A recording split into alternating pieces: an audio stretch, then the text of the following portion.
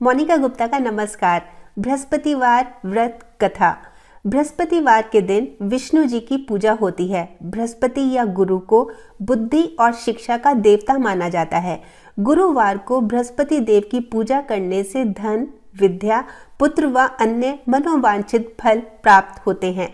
यह व्रत अत्यंत फलदायी है। बृहस्पतिवार व्रत करने से बृहस्पति देवता प्रसन्न होते हैं। बृहस्पतिवार व्रत कथा। पौराणिक कहानी के अनुसार प्राचीन समय की बात है, एक नगर में एक बड़ा व्यापारी रहता था।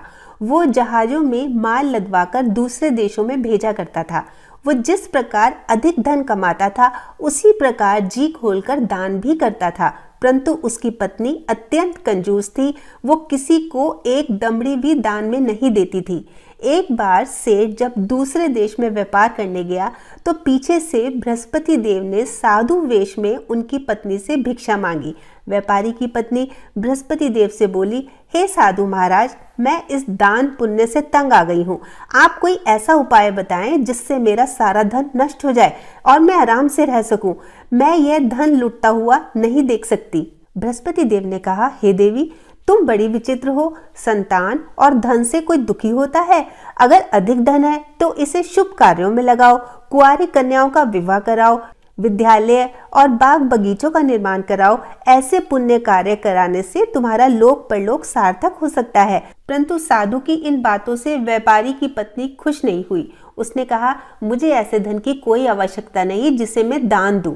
तब बृहस्पति देव बोले, यदि तुम्हारी ऐसी इच्छा है तो तुम एक उपाय करना। 7 बृहस्पतिवार घर को गोबर से लीपना, अपने केशों को पीली मिट्टी से धोना, केशों को धोते समय स्नान करना, व्यापारी से हजामत बनवाने के लिए कहना, भोजन में मांस मदिरा खाना, अपने कपड़े धोना। ऐसा करने पर तुम्हारा सारा धन नष्ट हो जाएगा।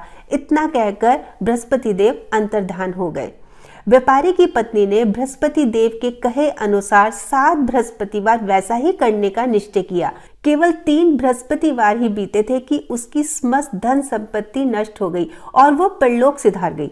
जब व्यापारी वापस आया, उसने देखा कि उसका सब कुछ नष्ट हो चुका है। उस व्यापारी ने अपनी पुत्री को सांत्वना दी और दूसरे नगर में जाकर बस गया। वहां वह जंगल से लकड़ी काट कर लाता, शहर बेचता। इस तरह वो अपना जीवन व्यतीत करने लगा। एक दिन उसकी पुत्री ने दही खाने की इच्छा प्रकट की, लेकिन व्यापारी के पास दही खरीदने के लिए पैसे ही नहीं थे। वो अपनी पुत्री को आश्वासन देकर जंगल में लकड़ी काटने चला गया। वहां एक वृक्ष के नीचे बैठकर अपनी पूर्व दशा पर विचार कर कर रोने लगा। उस दिन बृहस्पतिवार था। तभी वहां बृहस्पति देव साधु के रूप में सेठ के पास आए और बोले, हे मनुष्य, तू इस जंगल में किस चिंता में बैठा है? तब व्यापारी बोला, हे महाराज, आप तो सब कुछ जानते हैं। इतना कहकर उसने अपनी कहानी सुनाई और रो पड़ा। बृहस्पति देव बोले, देख बेटा, तुम्हारी पत्नी ने बृहस्पति देव का अपमान किया था, इसी कारण तुम्हारा ये हाल हुआ है। लेकिन अब तुम किसी प्रकार की चिंता ना करो। तुम गुरुवार के दिन बृहस्पति देव का पाठ करो। 2 पैसे के चने और गुड़ को लेकर जल के लोटे में शक्कर डालकर वो अमृत और प्रसाद अपने परिवार के सदस्यों और कथा सुनने वालों में बांट दो। भगवान तुम्हारा अवश्य कल्याण करेंगे। साधु की बात सुनकर व्यापारी बोला, महाराज, मुझे तो इतना भी नहीं बचता कि मैं अपनी पुत्री को दही लाकर दे सकूं। इस पर साधु जी बोले, तुम लकड़ियां शहर में बेचने जाना। तुम्हें लकड़ियों के दाम पहले से चौगुने मिलेंगे, जिससे तुम्हारे सारे कार्य सिद्ध हो जाएंगे। उसने लकड़ियां काटी और शहर में बेचने के लिए चल पड़ा। उसकी लकड़ियां अच्छे दाम में बिक गई, जिससे उसने अपनी पुत्री के लिए दही लिया और गुरुवार की कथा हेतु चना गुड़ लेकर कथा की और प्रसाद बांटकर स्वयं भी खाया। उसी दिन से उसकी सभी कठिनाइयां दूर होने लगी। परंतु अगले बृहस्पतिवार को वो कथा करना भूल गया। अगले दिन वहां के राजा ने एक बहुत बड़े यज्ञ का आयोजन कर पूरे नगर के लोगों के लिए भोज का आयोजन किया। राजा की आज्ञा के अनुसार पूरा नगर राजा के महल में भोजन करने गया, लेकिन व्यापारी और उसकी पुत्री तनिक विलंब से पहुंचे। अतः दोनों को राजा ने महल में ले जाकर भोजन कराया। जब वे लौट कर आए तब रानी ने देखा कि उसका खूंटी पर टंगा हार गायब है। रानी को व्यापारी और उसकी पुत्री पर संदेह हुआ कि उनका हार दोनों ने ही चुराया है। राजा की आज्ञा से दोनों को कारावास की कोठरी में कैद कर लिया गया। कैद में दोनों अत्यंत दुखी हुए। वहां उन्होंने बृहस्पति देवता का स्मरण किया। बृहस्पति देवता ने प्रकट होकर व्यापारी को उसकी भूल का आभास कराया और उन्हें सलाह दी कि गुरुवार के दिन कैद खाने के दरवाजे पर तुम्हें 2 पैसे मिलेंगे, उनसे तुम चने और मुनक्का मंगाकर विधि पूर्वक बृहस्पति देव की पूजन करना, तुम्हारे सब दुख दूर हो जाएंगे। बृहस्पतिवार को कैद खाने के द्वार पर उनको 2 पैसे मिले।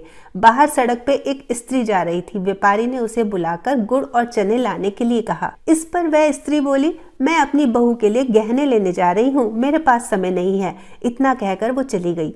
थोड़ी देर बाद वहां एक और स्त्री निकली। व्यापारी ने उसे बुलाकर कहा कि हे बहन, मुझे बृहस्पतिवार की कथा करनी है, तुम मुझे 2 पैसे का गुड़ चना ला दो। बृहस्पति देव का नाम सुनकर वो स्त्री बोली, भाई मैं तुम्हें अभी गुड़ चना लाकर देती हूँ। मेरा इकलौता पुत्र मर गया है, मैं उसके लिए कफन लेने जा रही थी, लेकिन मैं पहले तुम्हारा काम करूंगी, उसके बाद अपने पुत्र के लिए कफन लाऊंगी। वो स्त्री बाजार से व्यापारी के लिए गुड़ चना ले आई और स्वयं भी बृहस्पति देव की कथा सुनी। कथा के समाप्त होने पर वो स्त्री कफन लेकर अपने घर चली गई।